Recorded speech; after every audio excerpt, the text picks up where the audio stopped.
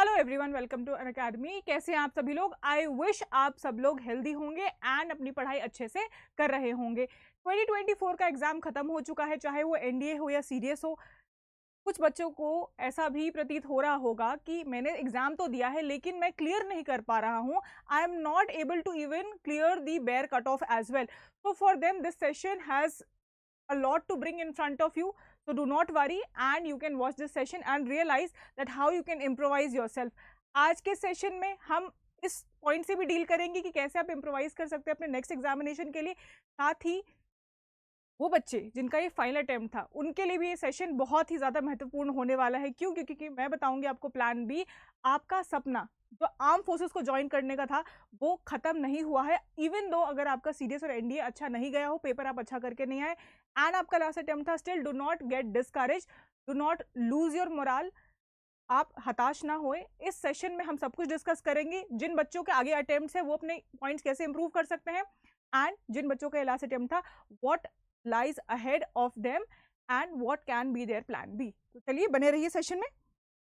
आगे बढ़ने से पहले इन पिक्चर्स को जरा गौर से देखिए। Can you see the happiness that each one of them is carrying on their face, the glory, the pride that each one of them is having. Why? Because they are serving the nation, they are ready to sacrifice themselves and the uniform they adorn. कितने सुसज्जित लग रहे हैं ये सभी officers अपने अपने uniform में, क्योंकि देश की सेवा करने का मौका सबको नहीं मिलता एंड इसीलिए मैं और आप यहाँ पर है so that we can get into the arm forces and serve the nation with pride.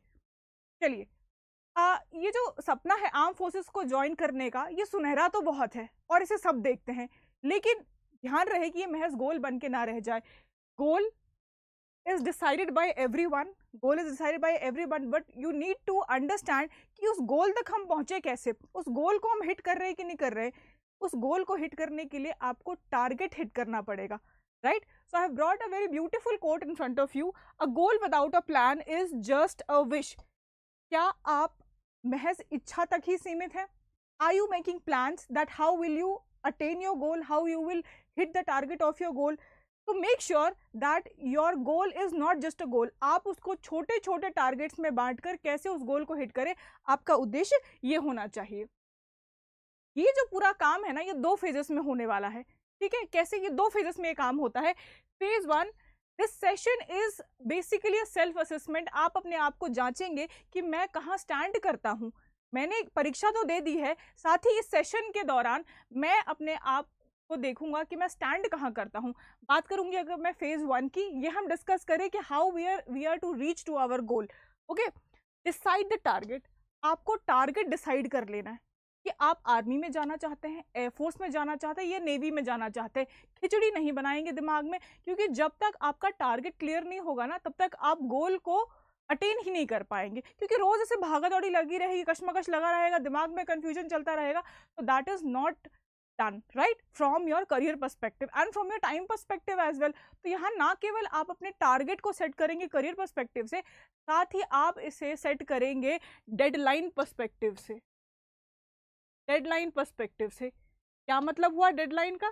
यानी कि जो आप तैयारी करते हैं, जो आप प्रिपरेशन करते हैं, उसमें आप टारगेट्स बांध दीजिए कि मुझे इतने समय से इतने समय तक पढ़ना है, मुझे इतने समय से इतने समय तक ये काम करना है and that target should be balanced. ऐसा नहीं कि आप 12-12 घंटे पढ़ रहे हैं और बाकी आपने कोई भी काम किया ही नहीं है। क्योंकि मैं बताऊं, जब आप एसएसबी के लिए जाओगे ना, आई विश आप अपना पेपर क्लियर करके, रिटन क्लियर करके आप एसएसबी तक पहुंचे। आप रियलाइज करेंगे कि कैसे एक ओवरऑल बैलेंस लाइफ इंपॉर्टेंट है वहां जाके अपना इंटरव्यू देने के लिए, क्योंकि वहां आप मार खा जाएंगे। तो make sure you decide your target, everything should be clear in your mind. Randomness को कम करेंगे आप, राइट? डेडलाइन क्रिएट करेंगे एंड रैंडमनेस को किल करेंगे। ये नहीं कि आज मन हुआ तो पढ़ लिया, कल नहीं मन था तो नहीं पढ़ा, परसों मूड नहीं था, ठीक है, और कोई प्लान है नहीं। Suppose this weekend you wanted to study, you wanted to complete your current affairs portion or you wanted to complete your maths portion and अचानक से मूवी का प्लान बन गया, अचानक से आप चले गए। भाई आप टाइम टेबल इस प्रकार से बनाइए, अपने टारगेट इस प्रकार से सेट कीजिए कि आपके पास स्टडी के लिए भी टाइम हो और लेजर एक्टिविटीज के लिए भी टाइम हो, ठीक है? Allocation of resources. इंटरनेट का ज़माना है, भतेरी किताबें, भतेरी इंफॉर्मेशन, हर जगह से बहुत सारा कुछ मिल रहा होता है आपको, ज्ञान, ठीक है? लेकिन आपको क्या करना है, अपने रिसोर्सेज को एलोकेट करना है। अब आपके रिसोर्सेज क्या क्या है, आपके रिसोर्सेज आप खुद, ठीक है, यू योरसेल्फ। वाई? क्योंकि भाई सारी मजदूरी तो आपने ही करनी है, बैठना है, पढ़ना है, टेस्ट देने हैं, ठीक है। You yourself and your books, books कह लीजिए, नोट्स कह लीजिए, ठीक है, क्लासेस। अब देखिए, आपको एलोकेशन करना है कि आप कितने समय तक कौन सी किताब के साथ बिताएंगे, आप कितनी प्रैक्टिस कौन से सब्जेक्ट में करेंगे, how you will divide your time, that is your allocation of resource. ऐसा नहीं होना चाहिए कि यहाँ पे बुक्स तो मौजूद है लेकिन आप मौजूद नहीं है, फिजिकली तो वहां पर है लेकिन आपका ध्यान कहीं और है। So allocation of resource has to be done wisely, right. कौन से समय में पढ़ना है आपको, दिन में पढ़ना है, रात में पढ़ना है। दिन में पढ़ना है तो कौन सी किताब पढ़ेंगे, और अगर रात में अगर आप कोई सब्जेक्ट लेके बैठ रहे हैं तो how it should be done. Allocation again this should not B random, ये भी आपका प्रॉपरली तय होना चाहिए, डिफाइंड होना चाहिए। बात करूँ अगर मैं टाइम की, बेहद बेहद important, time is something which waits for none. आपने सुना होगा ना, time and tide waits for none. तो आप चाहे पढ़ो चाहे नहीं पढ़ो, चाहे आप रोते रहो, चाहे आप परेशान रहो, दुखी रहो, कोसते रहो कि मेरा तो पेपर अच्छा नहीं हुआ, ये हो गया, वो हो गया, it is not going to wait, ठीक है। ये टाइम उसके लिए भी उतना ही भाग रहा है जो तैयारी कर रहा है, जो ईमानदारी से पढ़ रहा है, और ये टाइम उसके लिए भी उतना ही भाग रहा है जो नहीं पढ़ रहा है। तो learn to strategize your time, learn to prioritize कि मुझे पहले क्या करना चाहिए, right, what should I do. For example, मुझे अगर मैथ्स डिफिकल्ट लगती है तो दैट डज नॉट मीन कि मैं मैथ्स को लास्ट में ठेलते रहूंगा। जब तक मेरा मन नहीं भरेगा या जब तक मेरा मूड नहीं होगा तब तक मैं मैथ्स को हाथ नहीं लगाऊंगा। सो स्ट्रैटेजाइज योर टाइम। मुझे पता है कि मुझे अगर सम सॉल्व करने में टाइम लगता है तो आई विल मेक श्योर कि मैं उसको कौन सा स्लॉट दूँ, वो स्लॉट दूँ जिसमें मेरे पास ज़्यादा टाइम होता है। मैं उसको वो स्लॉट क्यों दूंगा जहाँ पे मेरे पास 2 ही घंटे हैं। 2 घंटे में मैथ सपोज नहीं होती, लेट्स टेक द केस आपको 4 घंटे चाहिए होते। सो make sure you put that subject into particular slot जहां पे आपके पास टाइम है एलोकेट करने के लिए। So you will strategise your time. Also you will make sure कि आपका जो टाइम है जिसमें आप सबसे ज्यादा फ्रेश रहते हैं, जिसमें आपका हाईएस्ट पोटेंशियल है, वहां पे आपके सबसे टफ सब्जेक्ट्स हों। जैसे कि time has to be directly proportional to your potential, right? The time when you're having the highest potential, make sure you are utilizing it to cover your difficult portions, to cover your difficult portions.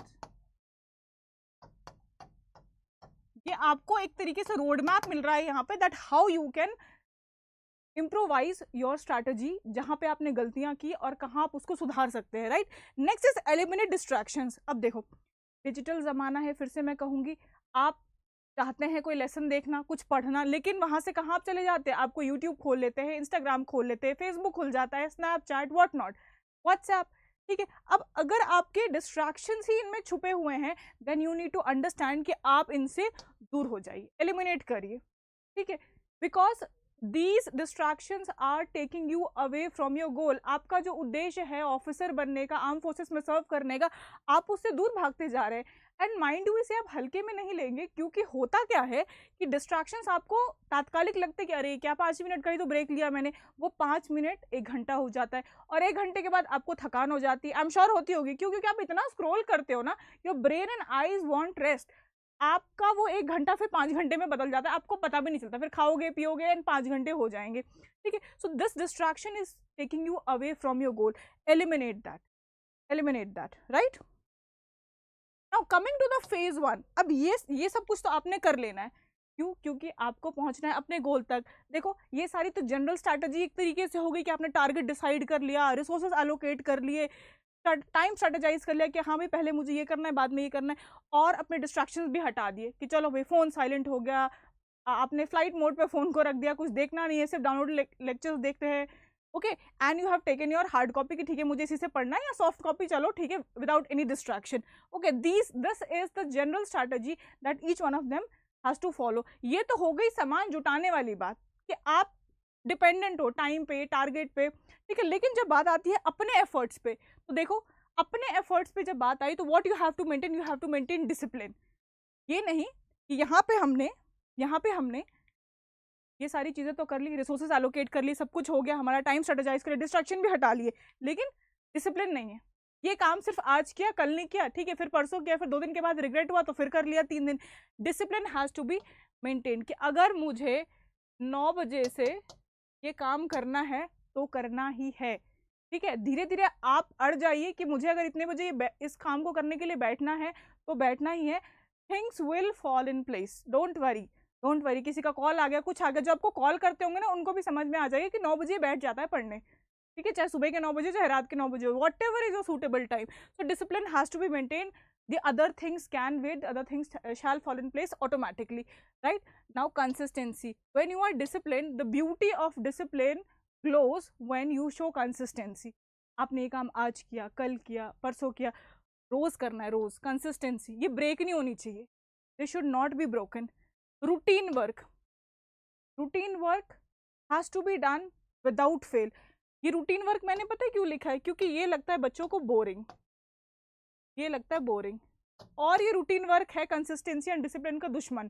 क्यों? क्योंकि आप सोचोगे अरे रोज वही काम है, रोज सो के उठो, नहाओ धो, फिर ये किताब खोल के बैठ जाओ, फिर टेस्ट लगाओ, फिर इसके बाद ये वाले लेक्चर देखो। This routine work is a beautiful pain, I would say routine work is a beautiful pain. ये बोरिंग तो है, लेकिन आप इसको रोज करो, आप एक चेकलिस्ट बना के चलो, आप रियलाइज करोगे, 7 दिन की चेकलिस्ट बना के चलो, आप रियलाइज करोगे कि आज के जितने टारगेट से हो गए, क्योंकि मैं टाइमली बैठा, 2 घंटे मैंने ये पढ़ा, फिर मैंने आधे घंटे का ब्रेक लिया, फिर मैंने इसके टेस्ट लगाए, फिर मैंने दूसरा सब्जेक्ट पढ़ा, and keep doing it and you will realize that for 7 days, यानी कि 1 हफ्ता आप सब कुछ कर पा रहे हैं। ये वही काम है जो कि काफ़ी बोरिंग था, जो कि आपकी कंसिस्टेंसी को तोड़ रहा था, आपको बैठने नहीं दे रहा था, क्योंकि it was sounding very boring and not so cool. You will realize that routine work is rewarding you, routine work is helping you.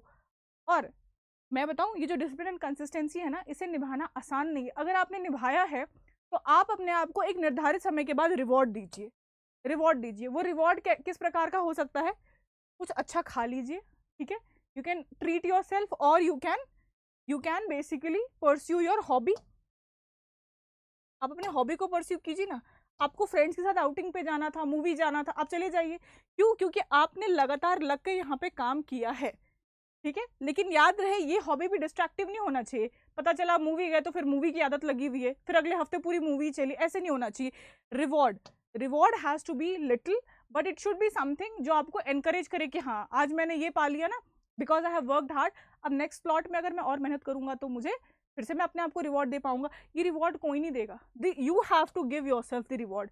Y? Because no one is working for your dream, you your self are working for your dream, right. So याद रहे, अपने आप को reward देंगे, अपने आप को कोसेंगे कभी नहीं कि मेरा ये नहीं हुआ, मुझसे वो नहीं होता, मैं तो सोता रहता हूँ, मेरे तो बस की नहीं है, बिल्कुल नहीं। Do not talk negative to yourself, right. So once you are done with your phase 1 and phase 2, trust me, mark my word, दुनिया की कोई ताकत नहीं है जो आपको एग्जाम क्लियर करने से रोक सकती है, क्योंकि आपका सारा काम अपने आप होने लग जाएगा। All that is required is a push, you need to come out your comfort zone.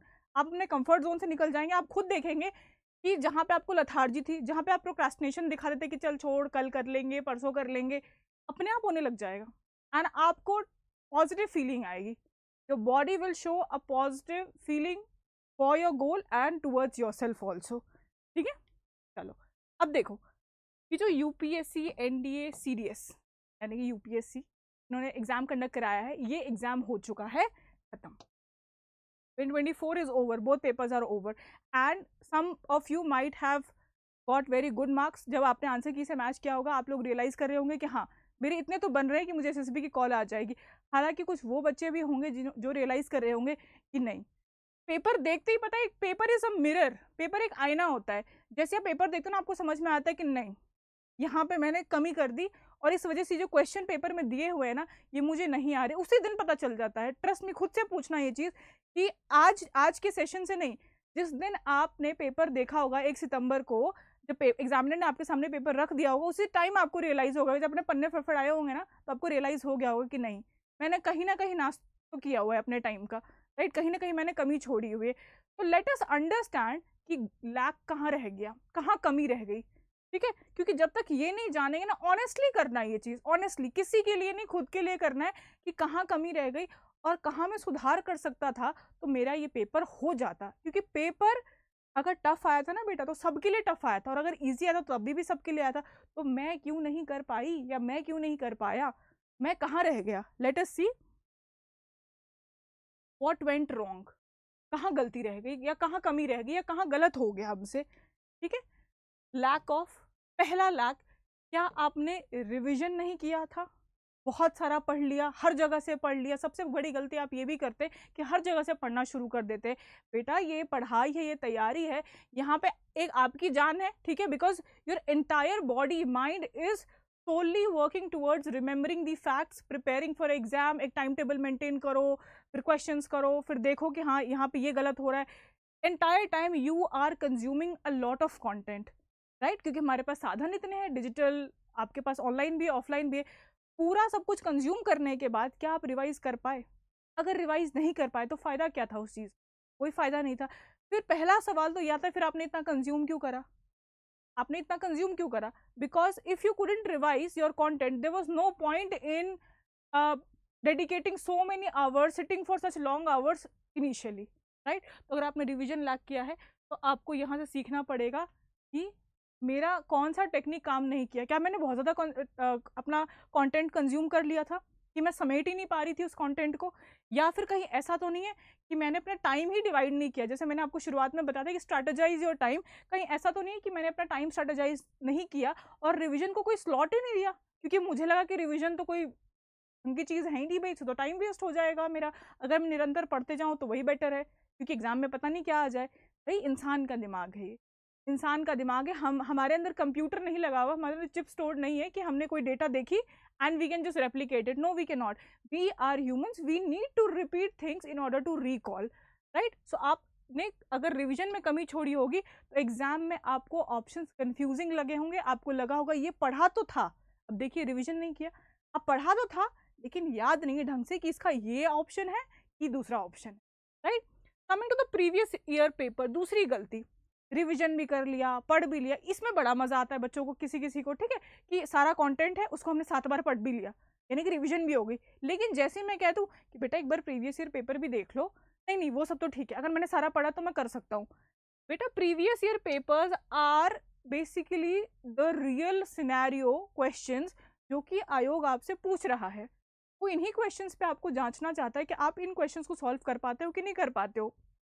और आप क्या करते हो? आप बहाना लगाते हो कि पहले पूछा था दोबारा थोड़ी पूछेंगे, अरे पेपर का पैटर्न चेंज हो गया, ये हो गया, वो हो गया, बहुत सारी चीज़ें आप इसको भी टालने की कोशिश करते हो। Trust me, in my special classes I have made sure that children solve the entire paper, full GS paper, full GAT paper with me free of cost. कोई उसका कुछ charges नहीं थे, and it was for everyone. So most of them have availed the benefit of it, and सबने लग के solve भी किया, and बड़े मजे से सबने solve किया, and children could learn a lot out of it. आपने अगर इस चीज़ को छोड़ा तो भी आपने रियलाइज़ किया होगा कि क्या यार, ये तो प्रीवियस क्वेश्चन प्रीवियस पेपर में आया हुआ था। अगर मैं थोड़ा पढ़ लेता या पढ़ लेती तो यहाँ से मुझे थोड़ा बेनिफिट तो मिल जाता ना, मुझे पता तो चलता कि चल क्या रहा है। इस पढ़ाई और इस रिवीजन का क्या काम जब आप रियल क्वेश्चंस ही नहीं सॉल्व कर पा रहे हो, राइट। अब third is your mock test, इसको भी आप अंडर एस्टिमेट करते हो। अब ये वो कैटेगरी के बच्चे जो यहाँ पे कह रहे थे ना कि पुराने क्वेश्चन थोड़े रिपीट होते हैं, चलो ठीक है भाई, फिर तो आपको मॉक टेस्ट जरूर लगाने चाहिए, क्योंकि पुराने से आपको नफरत है तो नए तो लगाओ, नए क्वेश्चंस तो देखो कि कहाँ न्यू पैटर्न के क्वेश्चंस आ रहे हैं, what type of questions are being asked in different subject, किस तरीके से पूछा जा रहा है, कौन सी टेक्निक लगा के आप आंसर तक अराइव कर पा रहे हैं। मॉक टेस्ट तो लगाना जरूरी है, लेकिन आपने इसको भी इग्नोर कर दिया, ठीक है। ये तीनों चीजें जिस बच्चे ने कर ली after completing their content, after completing their syllabus, again I would say उनकी एक्यूरेसी लेवल एंड उनका confidence is on another level, ठीक है। एक्यूरेसी एंड कॉन्फिडेंस होने, बिकॉज उन्हें पता है कि जो मैंने पढ़ा उसको मैं क्वेश्चन के फॉर्म में अटेम्प्ट कर सकता हूँ। Mock test for new pattern and new types of question, previous year paper to analyze की पैटर्न क्या रह रहा है यूपीएससी का जब वो एग्जाम में क्वेश्चन देता है, एंड रिविजन, ताकि मैंने जो इतना समुंदर पढ़ा हुआ है ना पूरा, वो मेरे दिमाग में एक एक चीज रिकॉल कर पाऊँ, राइट। सो अगर आप यहाँ कहीं कमी कर रहे हैं अपने एग्जामिनेशन में, या आपने यहाँ कहीं कमी किया है 2024 के अटेम्प्ट में, so you know where you are wrong, where you are wrong, and I have told you the importance of each one of them. इनमें से आप कोई भी एक चीज़ ना करके जाओ, बात ही नहीं बनेगी, है ना कहीं ज़रूर मार खाओगे फिर। तो ऑनेस्टली अपने दिल पे हाथ रख के पूछना कि आपने कहाँ कमी छोड़ी। एक तो ये कैटेगरी हो गई, ये एक कैटेगरी है जहाँ पे इन्होंने revision, previous paper and mock test में खिलवाड़ किया है। एक दूसरी कैटेगरी और मैं बताना चाहूँगी, कोर्स कंप्लीशन। देखो यहाँ तक तो वो बच्चे पहुंचे जिनका सिलेबस हो गया था, उसके बाद वो फिर फॉर ग्रांटेड लेना शुरू कर देते हैं। लेकिन एक वो भी कैटेगरी ऑफ स्टूडेंट्स है जो ख्याली पुलाव बनाते हैं कि हमें भाई पहनना है यूनिफॉर्म, हमें जाना है आर्म फोर्सेस में, लेकिन कोर्स नहीं कंप्लीट करेंगे, ये कंप्लीट करने में हमें मौत आती है, ठीक है। और कोर्स कौन कंप्लीट करे? क्यों नहीं करोगे, क्यों नहीं करोगे भाई? जो एग्जामिनेशन है ना, that is been given by UPSC. UPSC does not spare anyone, उसे तो एलिमिनेट करना ही है। जो नहीं पढ़ रहे वो ना आए भाई सिलेक्शन में। Don't you think that is a pattern for the examiner?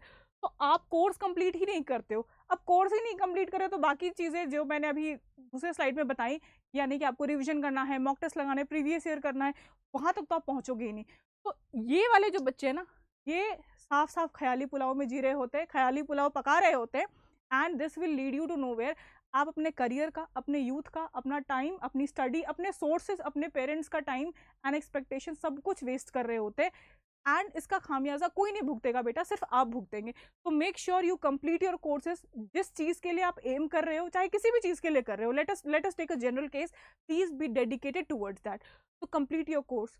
आप में से बहुत बच्चों का कोर्स भी कंप्लीट नहीं हुआ होगा, एंड आपने क्वेश्चन पेपर जब देखा होगा ना, तो आपने ये कमी महसूस की होगी कि ये तो मैंने पढ़ा ही नहीं, ये तो मैं छोड़ के आया था, right? So your course needs to be completed. Secondly, justified allotment of time with respect to the subject. बहुत इंपॉर्टेंट है ये, फिर से ये दोनों ही एस्पेक्ट्स ना सिलेबस को लेकर है, कोर्स कंप्लीशन को लेकर है।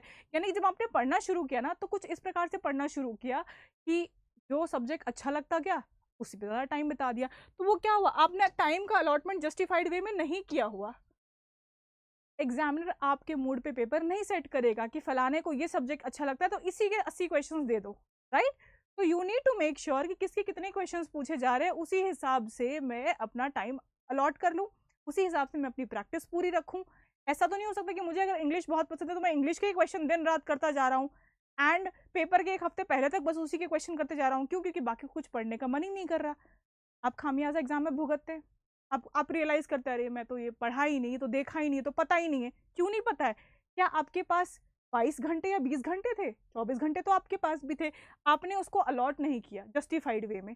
आई hope you got the point. So you have to make sure, being it math, being it English, being it your GS, GAT, the time allotment should be according to your potential. आप जिसमें कमजोर है, जिसमें आपको आगे बढ़ना है, make sure you give dedicated hours to that subject. जहां आप सिंसियरिटी लूज करेंगे ना, वहां फिर वही भुगतान भी आपको करना पड़ेगा।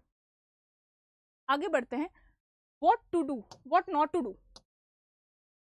व्हाट नॉट टू डू, क्या नहीं करना है, क्या नहीं करना है, ये मैं बता रही हूँ आने वाले समय के लिए। हमने पिछले स्लाइड्स में से देखा कि हम कहाँ क्या क्या गलतियां हुई एंड कहाँ कहाँ हमें इम्प्रूव करना है।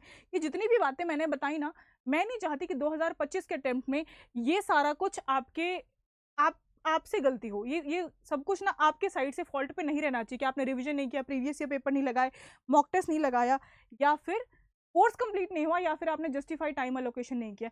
इन गलतियों से आप दूर रहेंगे, and it should not be the case कि इनकी वजह से आपका पेपर छूट रहा हो, ठीक है?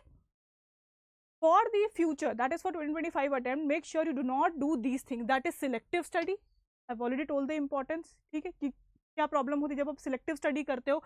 इसको अपने फेवरेटिज्म से दूर रखो, ठीक है, इसको अपने फेवरेटिज्म से दूर रखो, and also make sure that this is not dependent on your mood.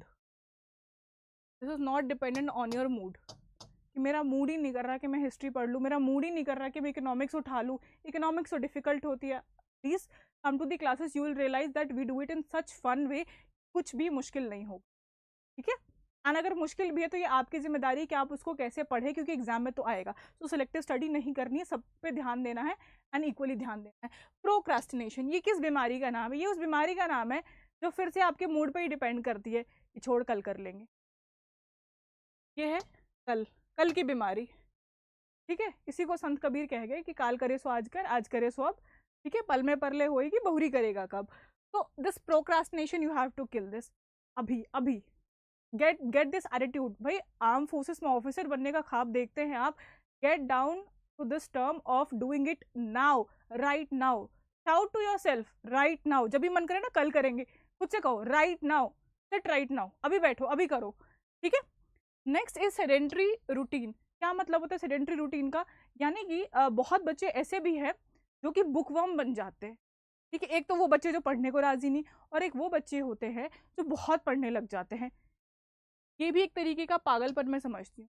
क्यों? क्योंकि देखो बहुत कुछ पढ़ रहे हो, फिर वो कैटेगरी थी ना जिसमें बच्चे ने सब कुछ पढ़ लिया लेकिन उसके पास रिवीजन करने का टाइम नहीं है, ठीक है। अच्छा, अब देखो सेडेंटरी रूटीन का मतलब ये नहीं कि आप सब कुछ ही पढ़ रहे हो, इसका बेसिकली मतलब ये है कि आप सुबह उठे लेट के पढ़ रहे हो, ठीक है, उसके बाद क्या हुआ, फिर थोड़ी देर के बाद फिर बैठ के पढ़ रहे हो, you are basically following a very very inactive lifestyle, ठीक है, इनएक्टिव। आप पूरे टाइम पढ़ ही रहे हो। Being a teacher I would not advise you कि पूरे टाइम ही पढ़ते रहो। हाँ, मैंने ये जरूर कहा है कि आप डिसिप्लिन मेंटेन करिए, आप कंसिस्टेंसी रहिए, आप रूटीन में रहिए, और वो गलत नहीं है। रूटीन का मतलब समझते हैं आप, टाइम से शुरू करो, टाइम पे खत्म करो, ठीक है। सेडेंटरी रूटीन का मतलब है लॉन्ग सिटिंग आवर्स, लंबे लंबे समय तक बैठे हुए हैं। आपको क्या लगता है अगर लंबे समय तक आप बैठते हैं तो आप अपने एग्जामिनेशन को सिक्योर कर पाएंगे? बिल्कुल नहीं, ये गलत सोच है।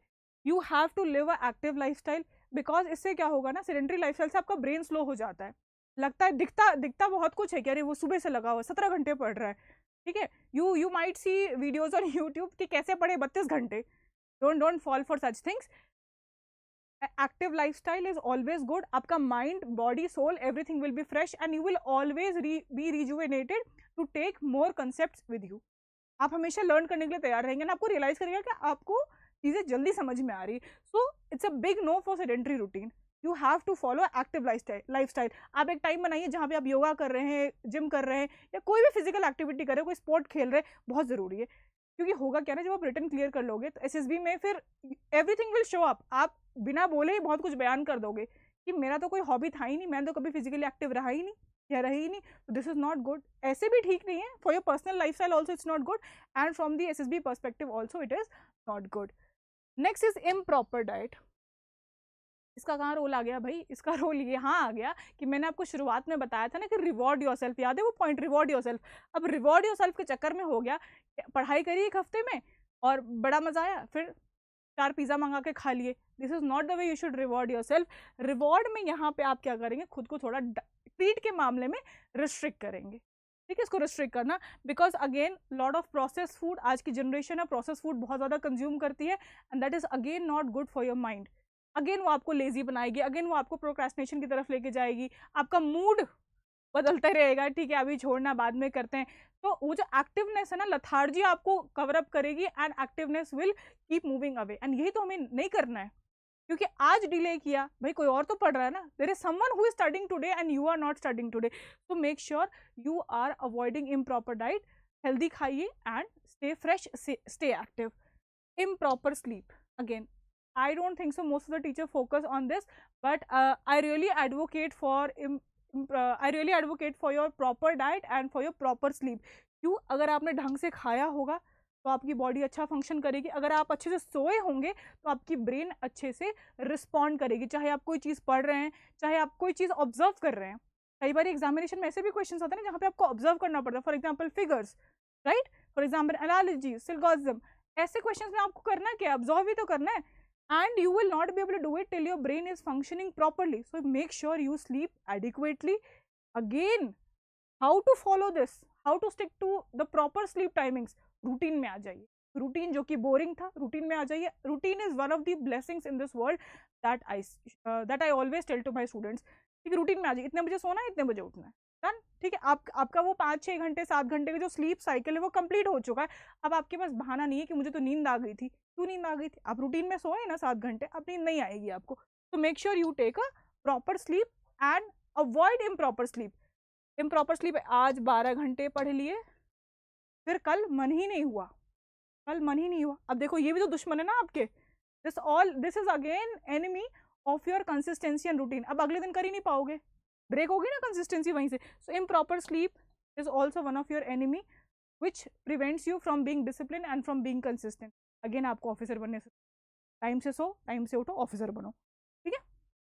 चलो, and what not to do में नेक्स्ट इज, देखो इतनी सारी चीजें हमने डिस्कस की जो कि नहीं करनी है with their importance. Now missing out on revision. Revision नहीं करते हो। रिविजन का मतलब ये नहीं है, बता दूं मैं, बहुत बच्चों को ऐसा लगता है कि रिविजन वो उस चिड़िया का नाम है जो एंड में करना होता है। मतलब पहले पूरा सिलेबस खत्म कर लो, इतना बड़ा जो सिलेबस का चंक दिया हुआ है ना उसको पूरा खत्म कर लो एंड फिर करो रिविजन, रट्टू तोता की तरह। No, revision has to be done after periodic interval, for example आपने 2 दिन का पढ़ा, 2 दिन के बाद थर्ड डे रिविजन करो, third day has to be for your revision, right. What else, आपने 7 दिन पढ़ा, 7 days पढ़ा, now 8th day will be for your revision, ठीक है। छोटे छोटे चंक्स में रिवीजन होगा। जब आप 2 दिन का ही थर्ड डे पे याद नहीं रख पा रहे हो, तो वो जो पूरा सिलेबस, जो पूरा ब्रह्मांड आपको समाना है अपने दिमाग में, do you think you will be able to do it at the end? No. तो don't miss out on periodic revision, ठीक है। आपने रिविजन्स करना है निरंतर, लगातार, ताकि आपका ब्रेन एक्टिव रहे कि हाँ यहाँ पे ये था, उसके बाद ये वाला सीक्वेंस आया। अदरवाइज होगा क्या, हर टाइम आपको ऐसा लगेगा ये तो कहीं पढ़ा था, वो तो कहीं पढ़ा था। ये वाला सिचुएशन नहीं आना चाहिए आपके केस में। Next is avoiding basic sources. Basic sources जैसे कि आपके एनसीईआरटी हो गए, कुछ स्टैंडर्ड्स बुक हो गए, हर सब्जेक्ट में एनसीईआरटी एंड कुछ स्टैंडर्ड बुक्स हमेशा रहते हैं बच्चों के लिए, जहां से यूपीएससी क्वेश्चंस पूछता है। आप क्या करते हो, उन सोर्सेज को छोड़ देते हो एंड फिर पागलों की तरह book list book list book list. एक सब्जेक्ट के बच्चे इतने फैंटेसाइज कर देते हैं ना, एक सब्जेक्ट के बच्चे 7 बुक लेके बैठे होते हैं, इससे भी पढ़ लूंगा, उससे भी पढ़ लूंगा, उससे भी पढ़ लूंगा। भाई होगा क्या, रिवाइज कर पाओगे क्या?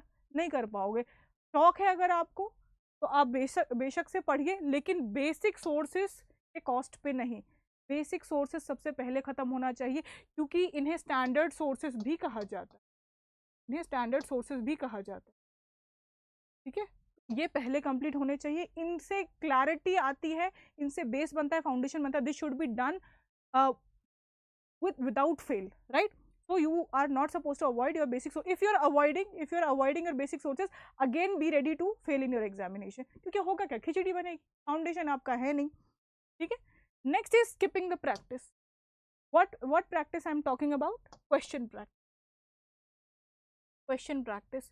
इसमें आपके दोनों चीजें आ जाते हैं, आपका मॉक भी आ जाता है and next comes your PYQs। Exam में फेल होना है, स्किप कर दो, प्रैक्टिस मत करो इन क्वेश्चंस को। लेकिन अगर एग्जाम में सक्सेसफुल होना है, क्लियर करना है, तो प्रैक्टिस को नहीं छोड़ेंगे। क्या पढ़ा, उससे कैसा क्वेश्चन आया, क्या मैं कर पा रहा हूँ, नहीं कर पा रहा, तो कहाँ कमी है। इट्स अ लगातार साइकिल, इट्स अ निरंतर साइकिल, ठीक है, लगातार चलती रहेगी। पढ़ा, क्वेश्चन किया, हो रहा है, अच्छा, नहीं हो रहा, कहाँ गलती है, लेट मी चेक, फिर से ट्राई करता हूँ, अब हो रहा है। This is a continuous chain that you must not break. जहाँ ब्रेक करोगे वहाँ पे फिर ये सारा तामझाम शुरू हो जाएगा, फिर कंसिस्टेंसी नहीं बन रही, डिसिप्लिन नहीं आ रहा, मन नहीं कर रहा, यहीं से सारी दुख पीड़ा शुरू होती है। ओके, तो आई होप आपको समझ में आया हो कि कहाँ गलतियाँ की और कहाँ सुधारने की जरूरत है। व्हाट वेंट रॉन्ग वाला सेगमेंट जो है वो आपको अच्छे से समझ में आ गया हो, ठीक है। चलिए अब मैं आगे बढ़ूंगी कि जिन बच्चों का ये फाइनल अटेम्प्ट था वो निराश हो गए होंगे कि अब क्या करें, अब तो हमें कहीं और देखना पड़ेगा, या फिर मैं तो फौज के लिए बना ही नहीं था। Do not worry and don't blame yourself. What you need to realize is that first of all calm yourself down and understand that we have other entries also. Arm forces में आपको दूसरी entries भी दी हुई हैं जहाँ से आप enter कर सकते हैं एज ऑफिसर। देखते हैं उन्हें, कि उन बच्चों के लिए जिनका फाइनल अटेम्प्ट है, जिनका फाइनल अटेम्प्ट नहीं है, उनको मैंने पूरी डिटेल्ड वे में बता दिया है कि 2025 के लिए what should be your progress. Let's move ahead. देखते हैं पहले entries other than CDS and NDA, यानी कि रिटन एग्जामिनेशन के अलावा, CDS और NDA के अलावा पर्टिकुलरली अगर मैं बात करूं, क्योंकि अभी अभी एग्जाम हुआ है, बहुत बच्चों ने मिस आउट कर दिया होगा ड्यू टू सर्टन रीजंस, जैसे कि मैंने पहले डिस्कस किया, तो उनके पास और क्या ऑप्शन है, लेट्स सी। बात करूंगी मैं पहले आर्मी की, let's see. Technical entry scheme, technical entry scheme, यहाँ पे नाम में आप देख सकते हैं, यहाँ पे पहला जो स्कीम आ रहा है वो TES है, यानी कि technical entry scheme. It is for your 10+2, वो बच्चे जिनका NDA क्लियर नहीं हुआ, you are eligible for your TES। देख सकते हैं आप यहाँ पर 12th grade, you should have completed your 12th grade, तो आप 12th दे दीजिए एंड उसके बाद आप TES में भी अप्लाई कर सकते हैं। यहाँ पे आपको रिटन एग्जाम देने की जरूरत नहीं पड़ेगी, यहाँ पर आप एक कट ऑफ के द्वारा आपको कॉल लेटर आता है, ठीक है। आपके सब्जेक्ट्स क्या होने चाहिए, PCM, your physics chemistry and maths आपने लिया होना चाहिए आपके 12th में, right. PCM as their subjects, securing a minimum of 60% marks in this stream, कम से कम आपके 60% होने चाहिए, राइट, आपके PCM में। And also you should have appeared for your JEE mains. अगर आपने अपेयर किया है, आपके पास एडमिट कार्ड होगा, why, because roll number will be asked, आपको रोल नंबर फिल करने की जरूरत पड़ेगी। तो अगर आपने TES एंट्री के बारे में सुना है तो अच्छी बात है, नहीं सुना तो आपको यहाँ से पता लग गया। NDA अगर क्लियर नहीं हुआ या कहीं ना कहीं चूक रह गई, तो prepare your self for TES scheme, जो कि PCM साइंस स्टूडेंट्स के लिए हाईली बेनिफिशियल है। याद रहे PCB नहीं, PCM वाले बच्चों के लिए है ये। 60% मिनिमम स्कोर करके रखना है आपको, and you should make sure that you must have appeared for your JEE mains. What is the next scheme, let's see. 12th के बाद अब जिनके पास PCB है यानी कि बायोलॉजी है, they can opt for AFMC, that is arm force medical college, Pune में है ये college, and this is basically a future career for your medical stream. ठीक है, यानी कि आप आर्म फोर्सेस में मेडिकल सेक्टर में ज्वाइन करेंगे, you will become doctor, you will become the medical assistant there, and it is again a very very good career scope for all those who have chosen medical stream, that is non engineering background in their 11th and 12th, right? तो AFMC Pune में यहाँ पे आपकी पढ़ाई होने वाली है, and you have to make sure that you qualify your NEET UG का जो एग्जाम होता है वो आपको क्लियर होना चाहिए। It is conducted by NTA, ये तो अब हम सबको पता है because we already are aware about the news जो कि इतना ज़्यादा कंट्रोवर्सी में रहा है। ओके ओके, नाउ अंडरस्टैंड कि नीट देने के बाद there are certain more examinations which will be taken by your AFMC। क्या होगा वहाँ पे, this TOELR, that is your test of English language and reasoning, इस पे भी आपको जांचा जाएगा। This is going to be the screening part, यानी कि नीट का जो स्कोर कार्ड होगा ना उससे आपको कॉल आ जाएगा। हाउएवर स्क्रीनिंग के दौरान आपको TOELR देना पड़ेगा एंड पैट देना पड़ेगा। PAT is your psychological assessment test, interview and your medical examination. आप इन सबको क्लियर करेंगे and finally you will secure a seat in AFMC। बता दूं मैं, the seats in AFMC are ample, so though students who are aspiring for medical career do try here also। 12th के बाद ही opportunity है, बहुत golden opportunity रहती है ये बच्चों के लिए, and you should not miss out. Prestigious opportunity for all the medical stream students to serve in the arm forces, to serve in the medical sector of arm forces. And सबसे अच्छी बात ये है AFMC की कि आप यहाँ से पढ़ने के बाद किसी भी फोर्सेस में जा सकते हैं, यानी कि army, navy, air force, a choice will be asked to you, एंड वहाँ पे आप फिल कर सकते हैं to this one segment, right? तो अच्छा है ना, why to miss it, right? चलो आगे देखते हैं। Next is your technical graduate, that is TGC। Now TGC कौन देते हैं? TGC वो बच्चे देते हैं जो कि ग्रेजुएशन के फाइनल ईयर में है या फिर जो ग्रेजुएट हो चुके हैं। दिस इज अगेन फॉर दोस्त, तो ये बेसिकली आपका बैकअप है, प्लान बी है फॉर दो स्टूडेंट्स हु फेल्ड कि उनका CDS एग्जाम अच्छा नहीं हुआ है and also it was there final attempt. तो आप जाके TGC में भी ट्राई कर सकते हैं, बशर्ते आपने इंजीनियरिंग परस्यू किया हो। ठीक है, so you must have pursued your engineering and the age is your between 20 to 27 years, so definitely it is beyond the age of your CDS, so why not। ठीक है, फुल टाइम इंजीनियरिंग डिग्री आपने pursue किया होना चाहिए। आगे बढ़ते हैं, third entry is your SSC tech. अब what is SSC is your short service commission. यहाँ पर भी आप टेक्निकल ब्रांच के लिए अप्लाई कर सकते हैं। यहाँ पे आप देख सकते हैं both men and women are eligible, okay, and again qualification में आपकी इंजीनियरिंग डिग्री होनी चाहिए, राइट। यहाँ कुछ आप देख सकते हैं कि अगर आप सपोजिडली फाइनल ईयर में है तभी भी you should be able to submit your degree, you should be able to clear your exams by your April 1 of next year, that is 2025, right? And you need to submit your degree within 12 weeks of the starting of the training, done? So this is also one good opportunity, and again आप as देख सकते हैं 20 से 27 साल यहाँ पर भी bracket दिया हुआ है। Moving ahead, there is another very beautiful entry which is NCC special entry। कुछ बच्चे स्कूल या कॉलेज के दौरान NCC ज्वाइन करते हैं and they give their examinations to procure their certificates A, B and C। अब इस C सर्टिफिकेट का महत्व होता है, क्यों? क्योंकि ये आपको डायरेक्ट SSB कॉल दिलाता है for your arm forces entry. Aspiring candidate should have a graduation degree from a recognised university और इंस्टीट्यूट विद अ मिनिमम, अब देखो यहाँ परसेंटेज भी ड्रॉप कर दिया ना, मिनिमम कर दिया 50%, वैसे हम कितना देख रहे थे 60%। अपार्ट फ्रॉम दैट उनके पास कौन सा सर्टिफिकेट होना चाहिए? NCC C certificate. ये आपके पास NCC C सर्टिफिकेट है, इसीलिए आपके जो मिनिमम क्वालिफिकेशन मार्क्स है वो कम कर दिए गए हैं, ठीक है, right. And the candidate should be unmarried, so make sure if you are fulfilling these criterias and अगर आपने NCC ज्वाइन किया हुआ है, आपने अगर A सर्टिफिकेट एग्जामिनेशन के लिए अगर आप एम कर रहे हैं, this entry is for you. Next is your JAG entry, that is Judge Advocate General entry.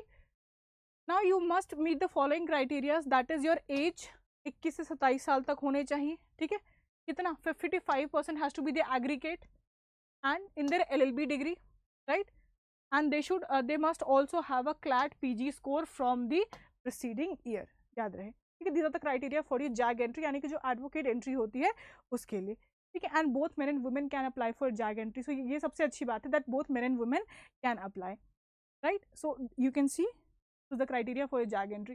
Coming to the territorial army, you can see for the territorial army what all is required. You must meet the following criteria. सबसे main बात आप यहाँ पे as देखो 18 to 42 years, यानी कि hope loose करने की कोई ज़रूरत नहीं है. Army, navy, air force, the entire armed forces is giving you opportunity one after the other that come join us and serve the nation. So nothing to get demoralized and lose heart about, right. तो आपने as देख लिया यहाँ पे. You must also भी graduate, देखो graduate पूछा हुआ है, ग्रेजुएट होने चाहिए आप किसी रिकॉग्नाइज यूनिवर्सिटी से, ठीक है. फिजिकली एंड मेंटली फिट होने चाहिए, जो कि सबसे ज़्यादा ज़रूरी चीज़ है. एंड एक और क्राइटेरिया जो कि टीए डिमांड करता है, टीए कहता है कि एम्प्लॉयमेंट में ना you must be gainfully employed, यानी कि आप कहीं ना कहीं एम्प्लॉयड हो ऑलरेडी, ऐसा ना हो कि आप अनएम्प्लॉयड है and then you are seeking this opportunity, right. So for TA entry it is highly important that you are gainfully employed. I hope it is clear. Moving ahead to the ACC entry, यहाँ पर भी आप देख सकते हैं आपका जो age group है that is from 20 to 27 years and minimum service of 2 years can apply. Okay. Qualification आप देख सकते हैं 10+2 पैटर्न, क्लास 12th पास और equivalent, should have qualified ACC written test होगा एक, एंड उसके थ्रू आप यहाँ पे एंट्री दे सकते हैं. मैरिटल स्टेटस, यहाँ पे देखो marital status, those who are married they are also eligible and those who are unmarried they are also eligible. Okay. Training academy आपकी रहने वाली है ACC wing at IMA at Dehradun, and again duration of training रहेगा वो 4 साल का रहेगा. आगे बढ़ते हैं PCSL, ठीक है. यहाँ पे स्पेशल लिस्ट आती है आपकी परमानेंट कमीशन की. यहाँ पे वैकेंसी पर कोर्स रहता है 100. ओके. एज रहता है आपका maximum age is 42 years, 45 years for engineers and 45 years for IOB and minimum service of 10 years. यहाँ पर भी आप देख सकते हैं matric and above is the qualification. यहाँ पर marital status will be your married and unmarried both because this is for your specialist for permanent commission. And you can see the training academy is going to be AEC Center College Panchmadi IMA and IMA Dehradun. Duration रहने वाली है इस training week की 8 weeks at AEC Center College Panchmadi and 4 weeks at IMA. So you can see from here that there are so many ways जहाँ से आप arm forces join कर सकते हैं. यू जस्ट हैव टू सी कि आप eligibility में कहाँ फॉल करते हैं एंड आप अपने आप को कितना सक्षम बना सकते हैं कि आप इनमें से किसी क्राइटेरिया में फॉल करें एंड अपना कॉल लेटर सिक्योर करें. बात करूंगी मैं अब नेवी की. हमने आर्मी ऑलरेडी डिस्कस कर लिया. Let us talk about navy now, that what are the naval entries. Well, there's one very famous scheme that is university entry scheme. अब यूनिवर्सिटी एंट्री स्कीम में होता क्या है, पहली बात मैं ये बता दूं कि नेवल एंट्रीज के लिए मैक्सिमम जो एलिजिबल होते हैं ना बच्चे, they are mostly from BTech और BE degree, that is your engineering degree. जो ये कोर्स होता है आपका बीटेक का वो 4 साल का होता है. तो थर्ड ईयर में यानी कि प्री फाइनल ईयर से 1 साल पहले यूनिवर्सिटी में आपके एक प्लेसमेंट सॉर्ट ऑफ कह सकते हैं, वहाँ पे नेवल ग्रुप आते हैं एंड वहाँ पे आपका एक इंटरव्यू जैसा होता है, एक प्रोसेस होता है and from there they pick you up. It's a screening process that happens. बाकी आपको फिर से वहीं पे पूरा SSB दोबारा देना ही पड़ता है, but it's like they pick you up from there, बिना ये देखे कि हाँ भाई आपने कौन सा रिटर्न किया है नहीं किया है. Okay. So it is also one of the direct entry schemes only because written test यहाँ भी नहीं है. And UES scheme is for your Indian navy, right. अब देखो यहाँ पे एजुकेशन में रेगुलर BE या BTech होना चाहिए और integrated degree course from an AICTE recognise university. Minimum कितना होना चाहिए, 60% मार्क्स आपके होने चाहिए up to their pre final year. मैंने कहा ना प्री फाइनल ईयर में ही आ रहे हैं, तो वहाँ देखा जाता है कि थर्ड ईयर तक आपने 60% से अबव एग्रीगेट स्कोर किया है कि नहीं किया है. बता दूँ मैं, I would like to share one experience. देखो बेटा, जब पढ़ते हो ना आप, चाहे कॉलेज की पढ़ाई करो चाहे कॉम्पिटेटिव एग्जाम की पढ़ाई करो, मेक श्योर आप अपना 100% वहाँ पे दे रहे हो. आप मानोगे नहीं, यहाँ 60% क्राइटेरिया है ना. देयर वाज अ पर्सन जिसके 59% थे. जिसके 59% थे, and that person was so much deserving, इतना ज़्यादा एंथुजियास्टिक पर्सन, एंड वो प्लेसमेंट में नहीं बैठ पाए थे। क्यों नहीं बैठ पाए थे? क्योंकि भाई साफ साफ नियम है कि 60% मिनिमम क्राइटेरिया होना चाहिए, तो होना चाहिए, ठीक है। अब देखो 60 अगर होता तो कितना सही होता, he would have at least got the chance, but 59 marks की वजह से he was denied to sit in UES, right. अब आप समझ गए होंगे कि आपको अपनी पढ़ाई अच्छे से करनी है। एंड कैंडिडेट्स की एज कितनी होनी चाहिए? 21 से 24 साल तक, राइट। 21 से 24 साल तक ये उनकी एज होनी चाहिए, क्योंकि ये स्कीम ही आ रहा है आपका प्री फाइनल ईयर में। Candidates must be unmarried obviously, क्योंकि थर्ड ईयर में है, ओके। चलो आप देख सकते हैं यहाँ पे US recruits candidate for the executive, education, engineering, electrical branches of the Indian navy. Indian navy is one of those forces जहाँ पे बड़े सारे ब्रांचेस होते हैं, and there are ample amount of opportunities present for the students. आप देख सकते हैं suppose surface warfare, hydro pilot, then you have naval air operation officer, then you have logistic, NAIC, information technology and ATC। So आप क्या करेंगे, naval की जो site है ना, इंडियन नेवी की जो साइट है, वहाँ पे बार बार आप विजिट करते रहे एंड अपडेट्स चेक करते रहे, and make sure that you study well, क्योंकि बहुत सारे एंट्रीज इसमें ऐसे होते हैं ना विच आर डायरेक्ट। आपके अगर मार्क्स अच्छे रहेंगे तो हो सकता है कि आपको बिना एग्जाम दिए ही कट ऑफ, वहाँ पे कोई कट ऑफ निकले, and you are following in that cut off. हालांकि कट ऑफ इनके हाई रहते हैं, but again I am advising you कि आप अपनी पढ़ाई अच्छे से करते रहे, ताकि आपकी यूनिवर्सिटी में स्कोर बढ़िया रहे, and you get a direct call for your navy SSB। moving ahead, coming to the air force, air force में क्या क्या एंट्रीज हैं जो कि CDS एंड NDA के अतिरिक्त है। सबसे पहला एंट्री है आपका AFCAT, यानी कि आप एग्जाम देते हैं जिनका CDS नहीं हुआ, याद रखो AFCAT भी है, AFCAT दे लो, ठीक है। एंड मेहनत तो उतनी लगेगी, लेकिन अगेन आपके पास सुनहरा मौका रहता है कि आप जाके आर्म फोर्सेस में सर्व करें। तो शॉर्ट सर्विस कमीशन एंट्री रहती है यहाँ पे फॉर मेन एंड वुमेन, ठीक है। You can apply through AFCAT for short service commission in the flying branch, okay. यहाँ पे there are again various branches, for example there is account, there is administration, logistic, flying branch, तो you can apply accordingly, right. यहाँ पे आप देखेंगे कि if you have to go for the flying branch 22 to 24 years is the age criteria, okay. And your mark should be minimum 50% in each maths and physics at 10+2 level. Graduate आपने किया होना चाहिए, graduation आपका done होना चाहिए to apply for your AFCAT. AFCAT is written exam, try to understand, AFCAT is written exam, but again ये exam थोड़ा सा हटके होता है, थोड़ा सा अलग होता है then your CDS and NDA जो कि UPSC कंडक्ट कराती है। AFCAT is not conducted by UPSC, it is conducted bye CDAC।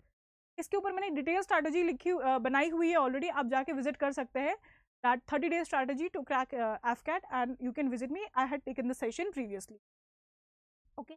तो अगर आपने BTech and BE भी किया हुआ है from a recognized university and आपने 60% मिनिमम मार्क्स गेन किए हुए हैं, देखिए बोथ केसेस में 60% मार्क्स है, तो भी आप एलिजिबल हो जाते हैं AFCAT एग्जाम में अपीयर होने के लिए, ऑल राइट। चलो तो and final decree students can also apply, जैसे कि आप CDS एंड NDA में अप्लाई कर पाते हैं, उसी प्रकार से AFCAT एग्जाम में भी बैठने के लिए, अगर आप final year of your graduation में है, बीइंग इट योर इंजीनियरिंग और non engineering, you can again appear for the examination. Let's see NCC special entry for your men and women. Candidates can apply online through your NCC special entry. अब देखो जैसे कि army में NCC एक entry थी ना, उसी प्रकार से यहाँ पर भी C सर्टिफिकेट होना ज़रूरी है। You are required to have C certificate. And एक और चीज़ मैं बता दूँ कि एयरफोर्स में जाने के लिए ग्रेजुएशन के बाद 2 रास्ते होते हैं, एक आपका NCC एंड एक आपका AFCAT।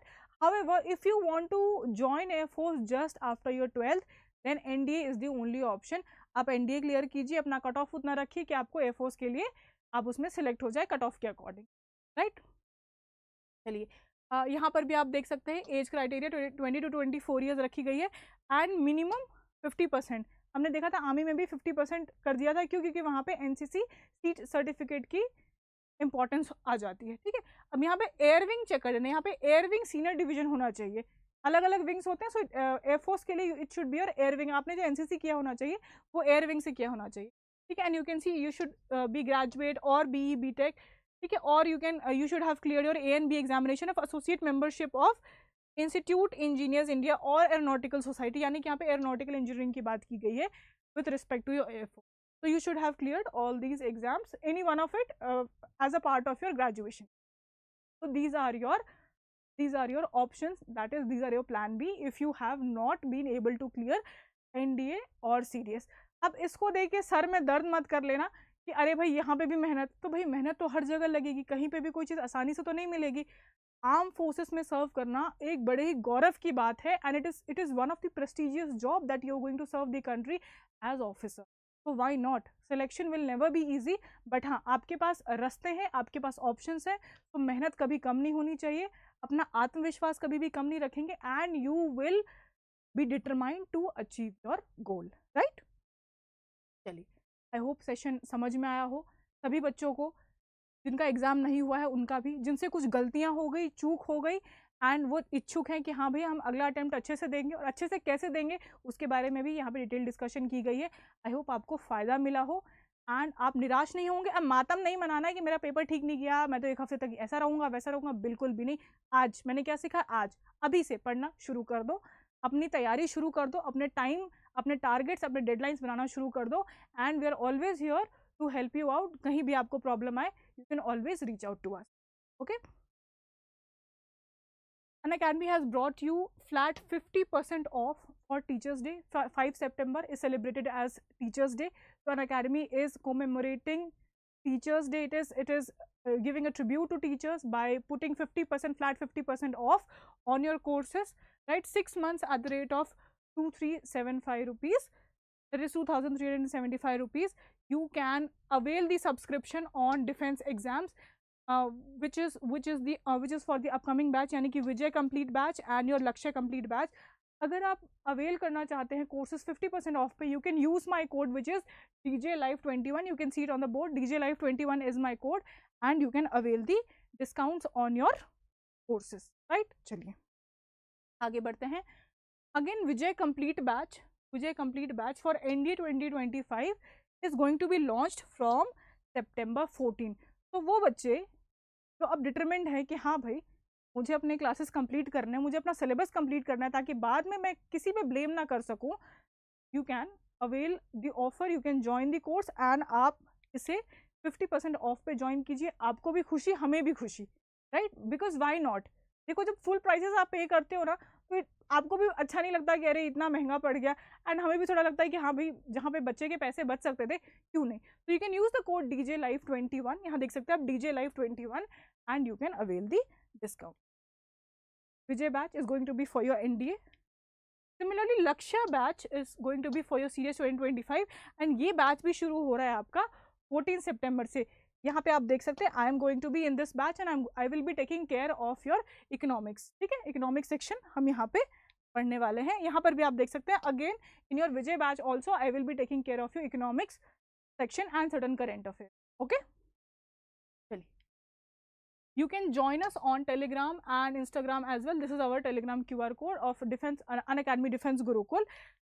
यदि आप मुझसे जुड़ना चाहते हैं on my Telegram channel, you can join my Telegram channel as well, which is DJLive21. ये आप देख सकते हैं यहाँ पे, ठीक है. This is the QR code. This is also my referral code, so use it maximum to get the maximum discounts. okay, यहाँ पे आप मुझे join कर सकते हैं. You can also follow me on Unacademy and get to know about the updated plus courses. आपको notification आ जाएगा about your special classes and about your plus courses. So do not forget to follow me on Unacademy as well. यहाँ पे follow button है, इसको जाके आप click करिए and जुड़ जाइए मेरे साथ Unacademy ऐप पर भी. चलिए, I hope सेशन मज़ेदार रहा, बहुत कुछ सीख के जा रहे हो आप आज की सेशन से. You should always learn for your mistakes, because पछताने का टाइम हमारे पास नहीं है. हम डिफेंस वॉरियर्स हैं, हम अपने गलतियों से सीखते हैं और आगे बढ़ते हैं. हम अपना टाइम बिल्कुल भी ज़ाया नहीं करते हैं. उम्मीद है आपको फ़ायदा मिला होगा आज के सेशन से, एंड जुड़ जाइए आप 2025 के लिए. एग्जाम में अब आपको अच्छा करना है, and you have to secure seat, secure a position in arm forces. इसी तरीके से तैयारी करते रहिए, पढ़ते रहिए. Shine brighter, all the best. जय हिंद एवरीवन.